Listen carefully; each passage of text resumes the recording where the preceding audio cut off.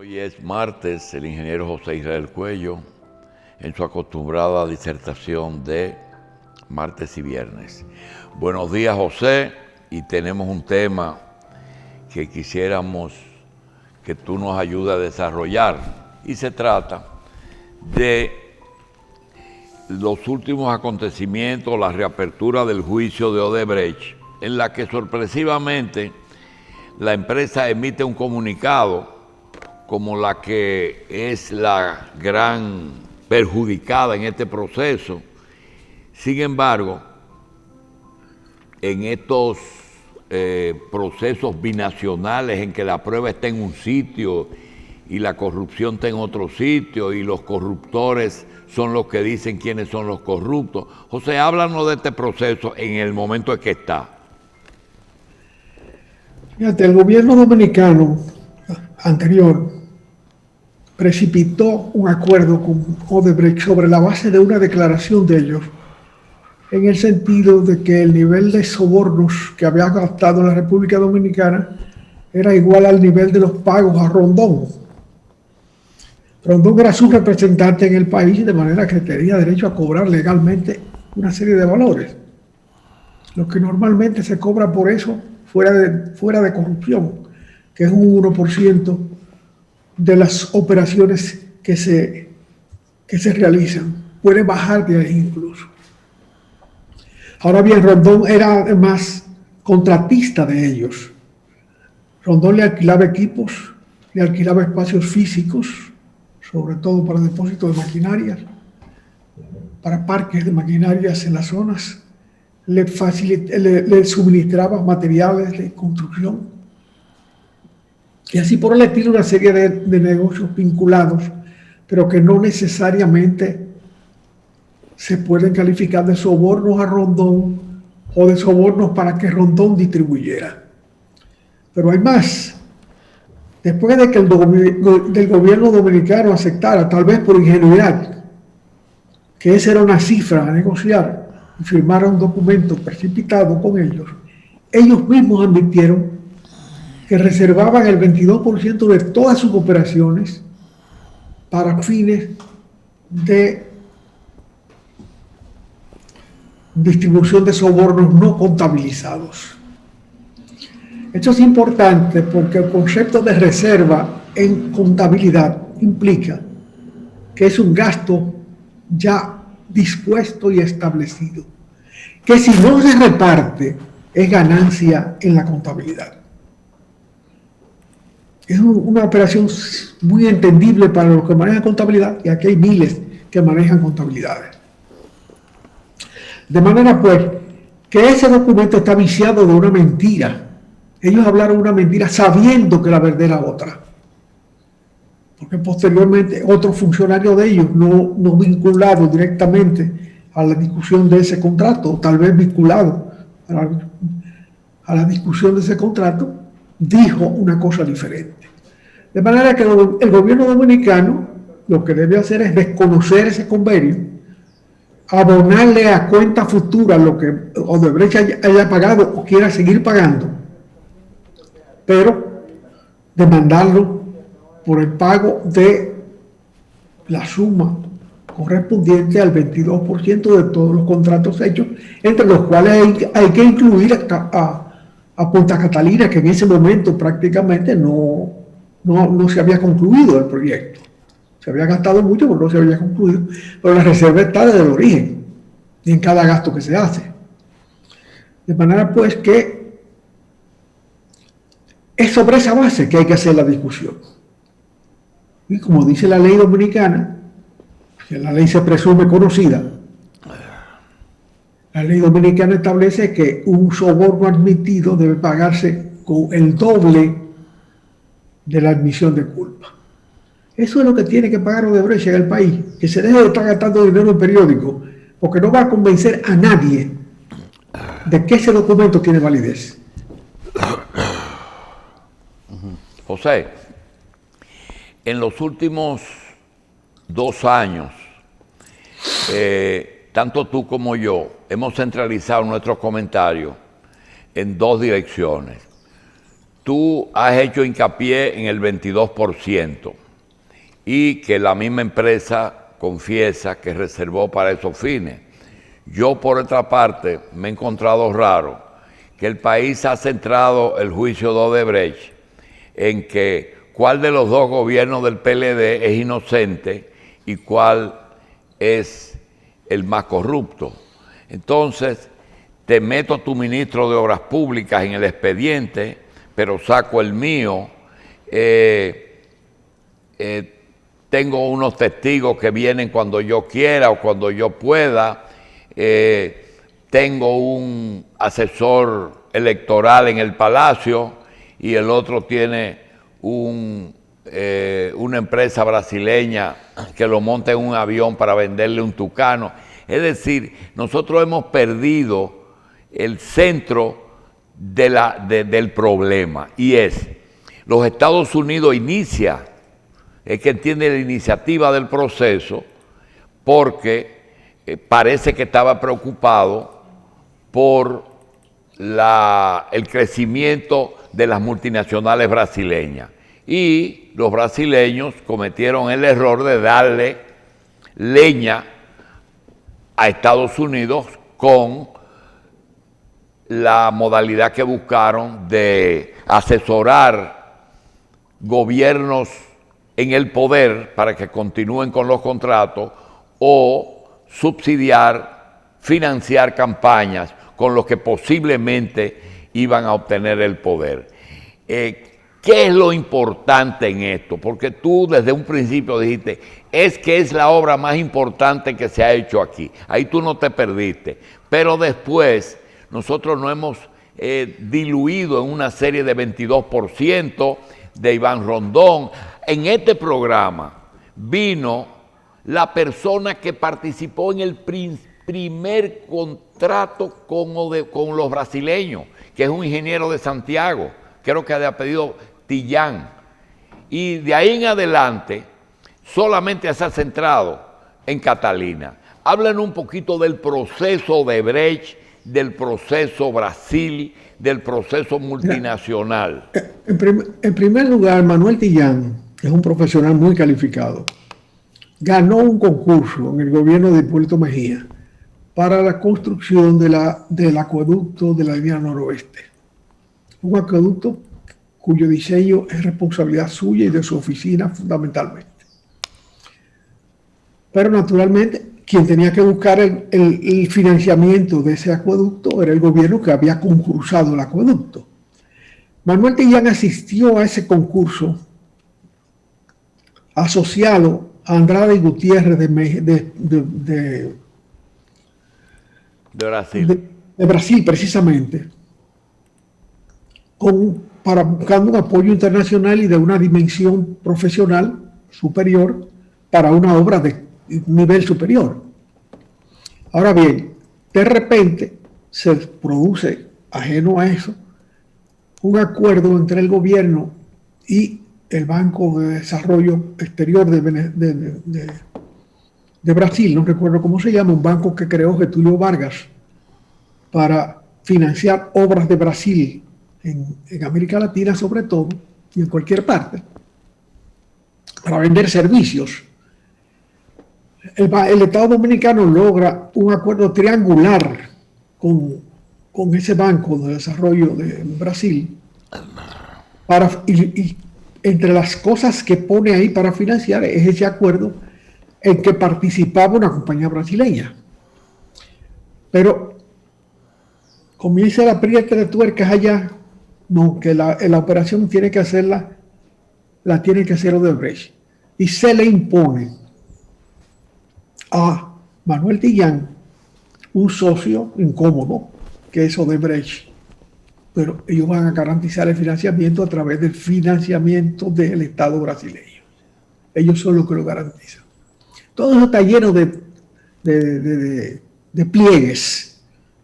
Pero bueno, no podemos trabajar con los detallitos, con las cosas pequeñas que acontecieron ahí, sino con lo que se puede demostrar, con lo que existe ya palpable. Y termina en un proceso judicial politizado desde la selección de los candidatos a encartar. Desde ahí comenzó, porque había que equilibrar. Bueno, si hay uno tuyo, hay uno mío. Si hay uno del gobierno de Leonel, hay otro del gobierno de Danilo y hay otro del gobierno de Hipólito. Algunos de los cuales ya eran PRMistas en la nueva recomposición del PRD. Y así se hizo un paquete que pretendían que fuera verosímil, que se ha ido desmontando poco a poco por la poca fundamentación del proceso y sobre todo por su politización. Pero lo que hay que decir es las propias declaraciones de esa gente. La declaración que hacen ellos acerca del 22% está recogida por la prensa dominicana y la hace un funcionario calificado de ello. Desde que esa declaración se produjo, se invalidaba el acuerdo que había hecho el gobierno dominicano por ingenuidad o dolo, o ambas penas a la vez, porque no se puede ser ingenuo en el ejercicio del poder, ni se puede presumir ingenuidad, aunque se invoque. De manera que esa declaración que hay que referirse en cualquier negociación que se haga con Brasil para cerrar este expediente. Bien. Pero es alrededor de ese tema, alrededor del 22%. Y eso incluye a Punta Catalina, que en aquella ocasión no se incluyó. En todos esos expedientes que se están conociendo en el tribunal hoy, Punta Catalina no se menciona. Y eso no es posible, porque no solamente es más del 50% de todo lo que hizo Odebrecht en el país, sino que es la obra más importante de inversión de capital en este país, en toda la historia. Está viciada en su definición de costos, de valor de empresa, por un acto doloso. De un acto doloso que implica dos estados, que implican muchas personas, muchas compañías, muchas empresas, algunas sí, que pueden presumir de inocencia, porque no todo el que firma un contrato es cómplice de lo que se haga en ese contrato para cumplir otro tipo de compromisos. Lo único que el que firma el contrato tiene que ser consciente es de lo que le toca a él, de lo que le corresponde por su trabajo. De manera que esa es la situación que estamos hoy. Bien. Y por eso se ha ido deshojando esa margarita del sometimiento que hizo la Procuraduría anterior. Y por suerte tenemos como procurador ahora a una persona que tomó posición al respecto de esto, muy claramente, con la que prácticamente se anula para participar en el proceso judicial, de la posición que tiene actualmente, que es doña Miriam, pero que es una mano vigilante para que los problemas de procedimientos se lleven a cabo. Y por eso se invoca, bien, y es necesario que la opinión pública lo invoque, que el 22% debe ser la referencia, el número sobre el cual hay que discutir. Bien. José. Y ese es un número mayor. El 22% es la quinta parte y un poquito, el 5.5% de todas las operaciones de Odebrecht en el país. José, en el mundo puede haber o pueden haber algunas naciones que el gobierno puede dejar de existir por un tiempo y el país sigue marchando. Hay otras que funcionan parcialmente. Es el ejemplo de Estados Unidos, en que hay un hombre que está enfrascado en una lucha electoral. Sin embargo, hay una serie de aspectos que siguen funcionando en Estados Unidos, independientemente de las locuras o de la existencia de un candidato perdedor. Pero por otra parte, República Dominicana tiene una condición muy especial, que su economía está centrada en un alto porcentaje en el Estado, en el gobierno. El gobierno es el principal empleador. Para tener una idea, el ministro de Educación tiene bajo su dependencia 60,000 empleados en un país pequeño. El principal comprador, tanto así que Compras y Contrataciones se ha convertido en un departamento de alto poder y de decisión de enriquecimiento individual o empresarial. El principal pagador, la deuda, y el presupuesto de la nación depende de los impuestos que el gobierno impone, préstamos internacionales, ahorros que se puedan hacer y que de eso nadie habla, nunca hablan del ahorro cuando van a ajustar un presupuesto, donaciones que están muy difíciles en este momento, y de eso es natural que donde hay gente, donde hay personas, donde hay seres humanos, siempre hay alguien que esté detrás de algo. Ahora mismo tenemos intereses que pagan los bancos y la posibilidad de llevarse su dinero a otros mercados donde le paguen más intereses. Por otra parte están los préstamos. Por otra parte están los dólares que antes entraban del turismo y que tenemos que entender que vamos a pasar mucho tiempo sin esos dólares. Pero nadie ha hablado de aumentar producción.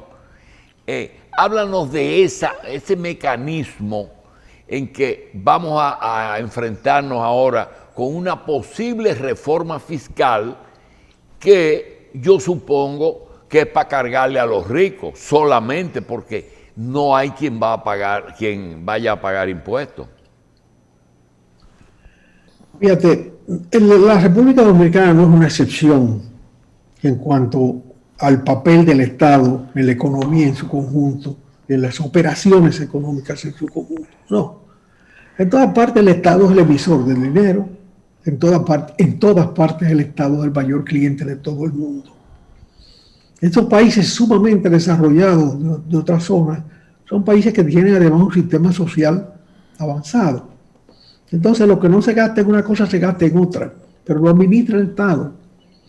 El problema es la solidez de las instituciones. ¿En qué medida se articulan los poderes del Estado con la independencia que consagra la Constitución? O sea, la Constitución dice una cosa y en la práctica es otra. La Constitución habla de 3 poderes del Estado y resulta que en la práctica eran 2,5. Y no muy bien definidos los 2,5. ¿Por qué? Porque el Poder Judicial tenía un ministerio público nombrado por el presidente de la República. De manera que por primera vez tenemos un ministerio público casi de elección popular, como debería ser tal vez. En los Estados Unidos los ministerios, los funcionarios fiscales, los que hacen el ministerio público en el país, o sea, los fiscales de distritos y de zonas de todo tipo son elegidos. Es una carrera que se gana por elección. O sea, el nivel de institucionalización y de definición de la sociedad sobre el poder es más maduro allá que por aquí. Naturalmente, estas instituciones, si no surgieron de Estados Unidos, lograron su plenitud en Estados Unidos. Pero esa articulación de los poderes del Estado independiente, los 3, el legislativo, el ejecutivo y el judicial, esos 3 poderes del Estado, verifican el funcionamiento de las funciones estatales, la nitidez de esas funciones por su articulación y por el respeto a sus espacios. Aquí había un permanente dominio del Poder Ejecutivo sobre el Legislativo y sobre el Judicial. Hay que recordar cuando los jueces se nombraban por el Congreso, cómo se repartían entre los caciques políticos del país.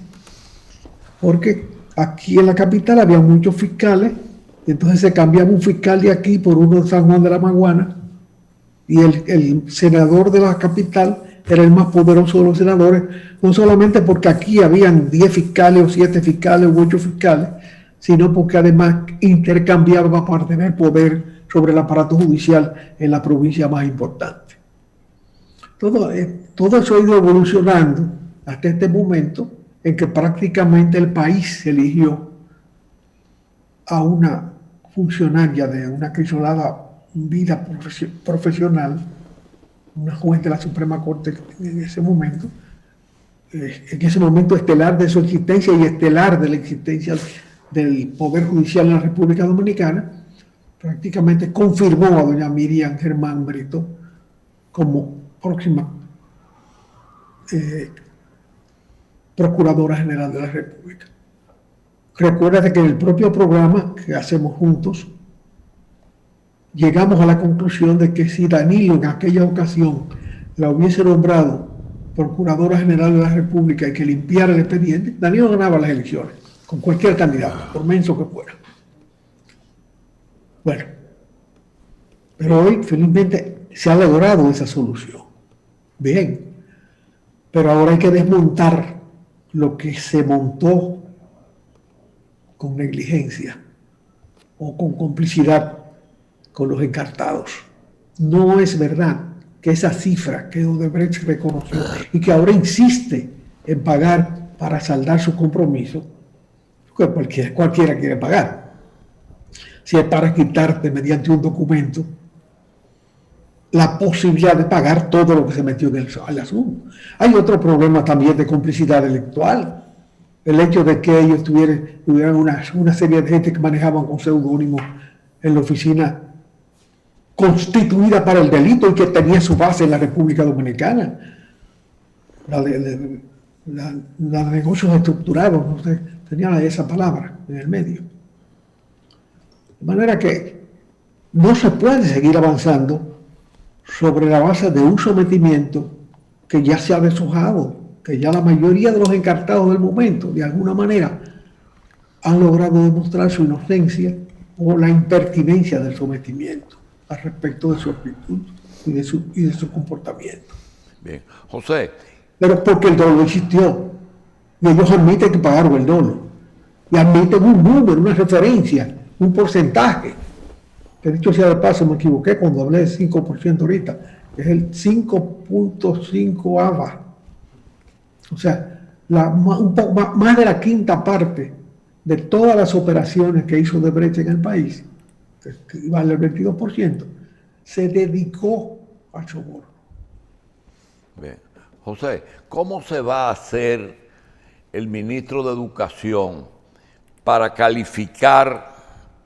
¿Cómo van a hacer los exámenes? ¿Cómo le van a dar certificado a los que se le quedan materias? Yo no entiendo el final de las clases digitales. ¿Cómo tú la visualizas? Fíjate, yo pienso que hay que alentar al gobierno alrededor del camino que le puso como desafío una pandemia. No más iniciar su poder. La pandemia fue elegida por la salud humana antes de la elección de los nuevos incumbentes del poder. Y fue dramático, realmente, de repente, tú tener que decir, bueno, las escuelas que hemos construido, todo el esquema de desarrollo material del sistema escolar dominicano, que había puesto el acento en la instalación física, de repente no se puede utilizar, porque la gente no puede estar, los niños y los jóvenes no pueden estar confinados en un aula donde todos respiran el mismo ambiente en momentos de una pandemia que se transmite además por la vía respiratoria. De manera que el aceptar el desafío y asumir el problema de la formación del estudiante, porque si pierden un año, con razón se invocó, las distancias sociales se siguen reafirmando, porque los que pueden pagar un colegio privado o mandar un hijo al extranjero a estudiar, no van a perder el año escolar. Y de la formación dependen las distancias sociales. Es uno de los elementos fundamentales que definen las distancias sociales. Y son muy hondas en el país esas distancias sociales y económicas. Bien, si asumimos que el desafío se tomó con valor para avanzar un paso y no para retrasar un paso, y se comenzó a una enseñanza digital por medios digitales, que se ve como un hecho natural en la humanidad, porque si hay el recurso, hay que emplearlo. O sea, cuando se inventó la imprenta, estaba marcado que se iba a estudiar con libros, porque ya el libro podía hacerse sin un calígrafo que lo copiara, que hiciera una copia del anterior, sino que se podía reproducir en cantidad, y eso se ha llegado a desarrollar hasta niveles asombrosos. Entonces, sí, cuando se inventó la imprenta, se inventó la escuela masiva, asimismo, inventados y usados para muchos fines menos importantes, los recursos electrónicos para la comunicación del conocimiento y para la acumulación ordenada del conocimiento. Ya no entramos, sino en disquetes y en otro tipo de bases de sustento de memoria. Pues es lógico que la educación pase a utilizar esos recursos.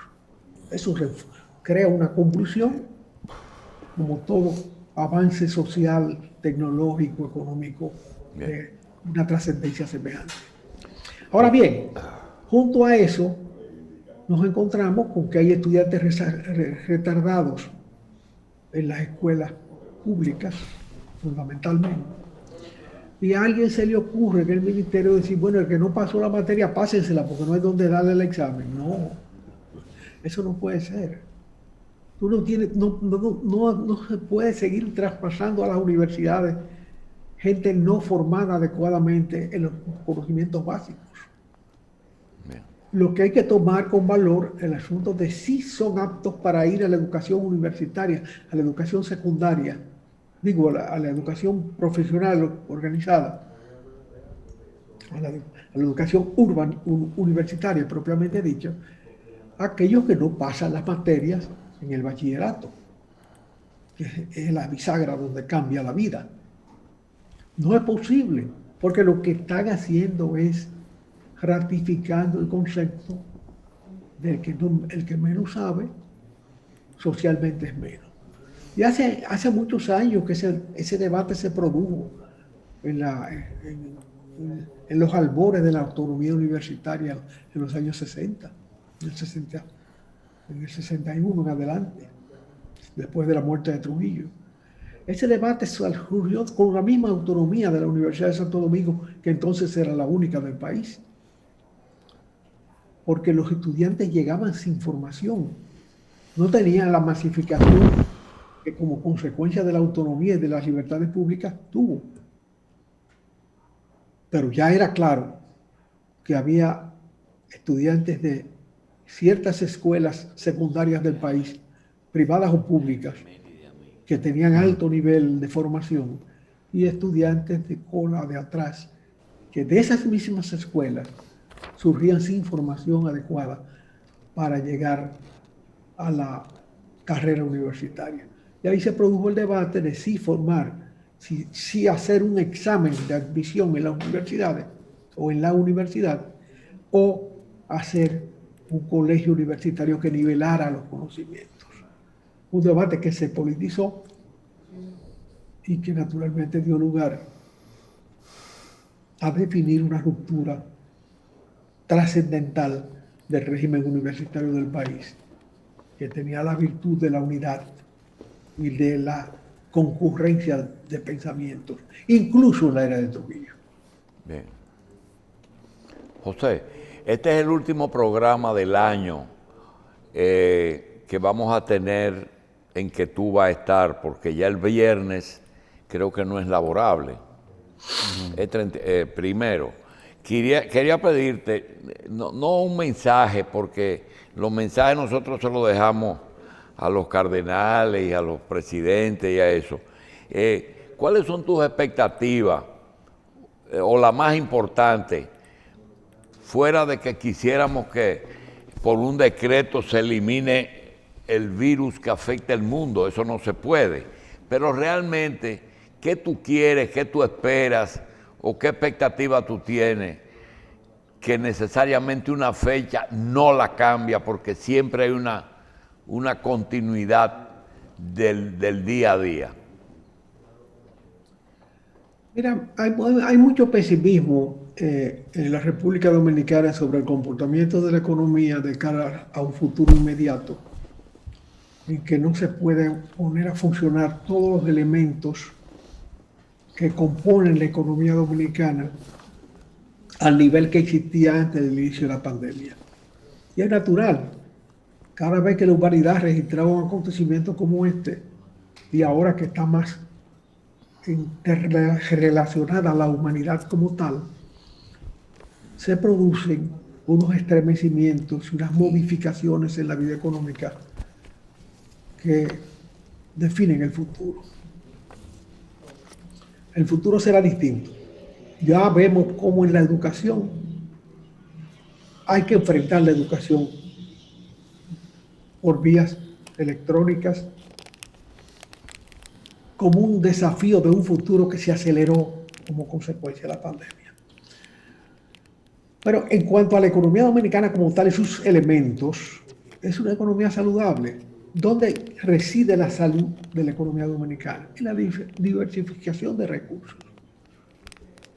Si bien hay un recurso muy importante de la economía dominicana, que es el turismo, que ha sufrido un golpe muy rudo y que probablemente camine un poco cojo o muy cojo durante un rato más largo que los otros elementos de la economía dominicana, porque se vincula con el problema de la salud, de las contaminaciones. Los otros sectores han operado bien, muy positivamente. Las exportaciones se han mantenido en lo fundamental vigorosas. Las remesas, hoy todo el mundo se deslumbra por el hecho de que crezcan, de que el dominicano de fuera, que está pasando necesidades fuera también, que está viviendo del subsidio de los estados también fuera, tenga la capacidad de mandarle a su familia y mantener sus inversiones en el país modestas pero trascendentes en las condiciones de hoy. Bueno. Si bien hay exportaciones que han bajado, hay exportaciones que han subido. O sea, en el caso de la zona franca, las exportaciones de productos médicos y paramédicos, que ya eran grandes, hoy son las más grandes de las zonas francas y definen la recuperación de las zonas francas, que han cojeado por un lado, pero por otro se han fortalecido. El precio del oro en las condiciones de la pandemia ha subido a nivel de que estabiliza el total de las exportaciones dominicanas con variaciones menores. Y lo que ha caído en el turismo, que es el que más ha sufrido, se compensa con los donativos y el acceso a fuentes de recursos internacionales muy baratos y muy cómodos, que generosamente fluyen por todas partes, que naturalmente algún día habrá que pagar, pero el crédito es parte de los bienes de una nación, como el crédito para un ciudadano es parte de sus bienes disponibles, que hay que utilizarlos adecuadamente, porque hay que tener la conciencia de que un día hay que pagar, pero el crédito es un recurso. Lo que preocupa mucho es que el método monetarista que se ha establecido es un método ya reiterado, que más que método de economía es de acupuntura. O sea, si puncho por aquí, sale por allá. Como un acupunturista que te puncha en una rodilla y se te arregla el corazón. No sé cómo funciona eso. Pero bueno, es un tipo de medicina. Asimismo, en la economía, los monetaristas dicen, bueno, si saco más moneda, pongo en circulación más moneda que lo que se refleje en el crecimiento económico, esa moneda lo que está es elevando el costo de la vida, pero no garantizando el desarrollo. Y cosas de ese tipo, hay algunos que son maestros entendiendo esas ecuaciones en su lenguaje sencillo. La reserva de tanto garantiza el crecimiento de tanto,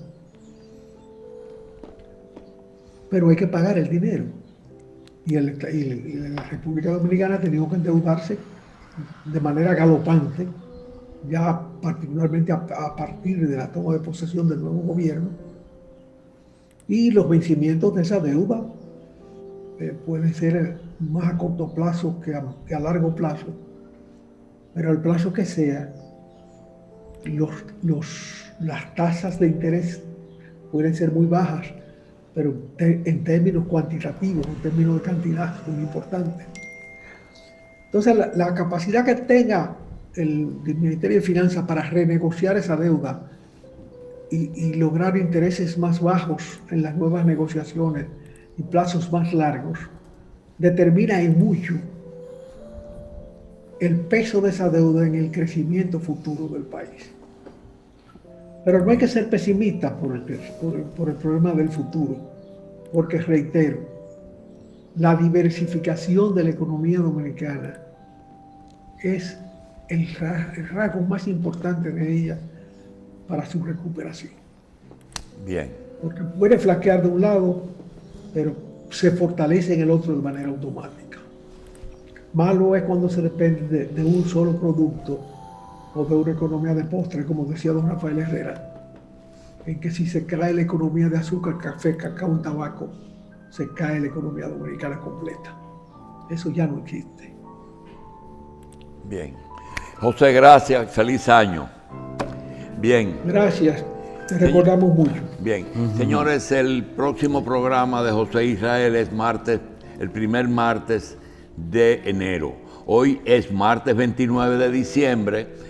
Solamente a este año les restan 2 días. La luna está llena y hoy es Santo Tomás de Becket, arzobispo de Canterbury, David y Juan Bautista. Un día como hoy, el almirante preguntó a un indígena dónde acostumbraban a buscar oro, a lo que éste les respondió: en el Cibao. Es decir, siempre se ha estado buscando oro. Es importante. Otra cosa, en 1697 un terremoto causó grandes daños en Santiago y otras ciudades del Cibao, destruyendo la iglesia del Santo Cerro. En 1905 Ramón Cáceres tomó posesión como presidente después que renunció Carlos Morales Languasco. En 1937, en el vuelo Pro Faro a Colón, era un vuelo para promover la construcción del faro, en el que participaron 3 aviones cubanos y 1 dominicano piloteado por Fran Félix Miranda. Terminó en una tragedia, como todo lo de el nombre de ese señor, termina en una tragedia. Eso fue en Cali, Colombia, en el que los 3 cubanos se perdieron, los 3 aviones, y solo se salvó Fran Félix, el piloto dominicano. En 1963, una de las figuras más puras de nuestra historia reciente es la figura de Manuel Aurelio Tavares Justo. Tavares Justo fue el líder del 14 de junio, esposo de la Una de las Mirabal y un luchador revolucionario que hizo algo muy especial. No participó en las elecciones del 62, pero se fue a las montañas a luchar por la constitucionalidad. Y en 1963, junto con otros compañeros de guerrilla, fue asesinado por las fuerzas regulares. Ese asesinato, es bueno que se hagan algunas referencias. Señores, hay un librito que imponen Estados Unidos cuando entrena militares latinos, y es que los líderes de guerrillas no se dejan vivir, se eliminan y, si es posible, se desaparecen sus cuerpos. Busquen la historia Eso es un librito. No se dejan vivir. Y ese fue el caso de... Es muy difícil que haya algún líder de esos que haya muerto en un verdadero combate frente a fuerzas regulares. Son apresados, son heridos y son asesinados. Doctor, pero es que la desproporcionalidad de la fuerza es una cosa que uno con sentido común le indica a veces que, oye, vas a meterte en eso, pero vas a llevarla de perder. Otra parte que todo el mundo entendía que se iba a repetir el fenómeno de Cuba, como una minoría se impone a una mayoría. Entonces, eso le pasó, no quiero dar los nombres, a Francis Camaño cuando algunos le visitaron y le dijeron, ¿tú estás seguro de que tú debes de desembarcar en Santo Domingo? Sí, desde que yo llegue, ese pueblo se va a voltear. Terminó, ¿verdad? Y el Che en Bolivia, todo eso es así. La única que triunfó fue la cubana.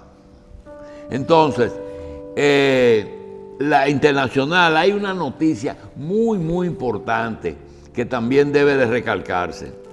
En 1902, en Venezuela, el entonces canciller Luis María Drago le dijo a Estados Unidos algo, que el no pago de una deuda pública de un país no le da derecho a sus acreedores a ocupar un territorio e intervenir. Porque ante la deuda, hasta prisión tenía con el personal civil. Sí. Pero aquí vinieron a cobrar nocheles y no solamente se lo cobraron, sino que hasta nos dejaron a Trujillo también. Bueno. Señores, señores, un día como hoy nacieron aquí en la República Dominicana